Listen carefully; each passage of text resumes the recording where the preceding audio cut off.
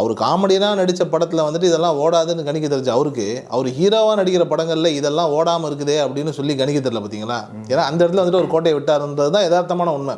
இதெல்லாம் தாண்டி வந்து அவர் வந்து ஒன்று சொல்கிறாரு, நான் வந்து என்னுடைய பெருசாக என்னோடய இமேஜெல்லாம் மாற்றிக்க மாட்டேன், முழுக்க முழுக்க வந்துட்டு ஒரு பெரிய ஆக்ஷன் ஹீரோ அப்படிங்கிற மாதிரியான ஒரு நிலை இல்லாமல் என் இமேஜ், என்னுடைய காமெடி, என்னுடைய ஒரு பேட்டர்னுக்குள்ளே என்னென்னலாம் வருதோ அதை நான் நல்லா எக்ஸ்ப்ளோர் பண்ணுவேன் அப்படின்னு.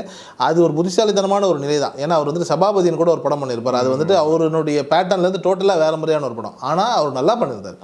அந்த படத்தில் அவருடைய பர்ஃபார்மன்ஸ் சூப்பராக இருந்திருக்கும். மக்களும் அதை ஏற்றுக்க தான் செஞ்சாங்க, ரசிக்க தான் செஞ்சாங்க. அது எந்த விதமான டவுட்டும் கிடையாது. அதனால் வந்து அவர் இப்படி ஃபிக்ஸ்டாக எதையும் வச்சுக்காமல் இருக்கிறது நல்லது. ஏன்னா இதுக்கு முன்னாடி அவர் ஃபிக்ஸ்டாக வச்சுக்கிட்ட எதையுமே அவர் ஃபாலோ பண்ணதே கிடையாது.